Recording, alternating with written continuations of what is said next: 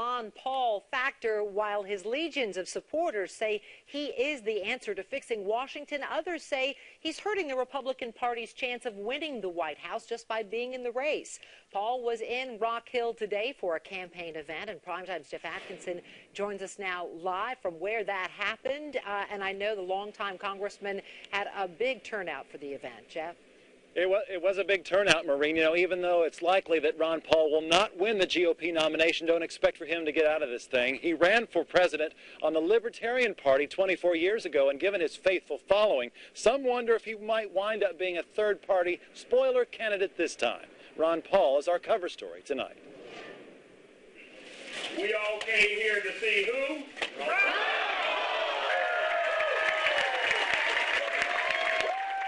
He's 76 years old, been in Congress 12 terms, and yet can get young people fired up like the Beatles used to.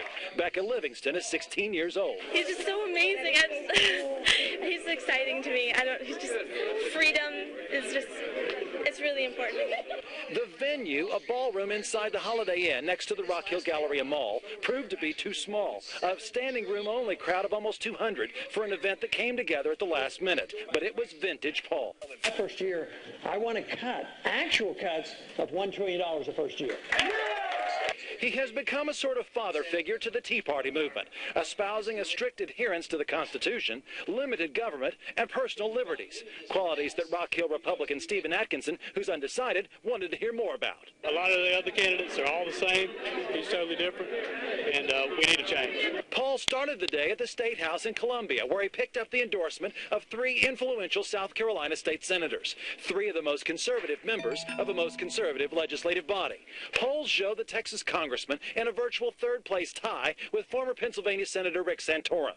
Both candidates chasing the same conservative wing of the GOP, who hasn't lined up behind frontrunner Mitt Romney. I've been telling the campaign for about a month he needs to come to York County. He has a tremendous support. He says he's in it for the long haul, and there's no reason to believe he'll drop out, as others will after Saturday's vote. It's clear Ron Paul intends to make an impact on the GOP convention in Tampa this fall. Believe me, we can make America the greatest place on earth. Thank you very much.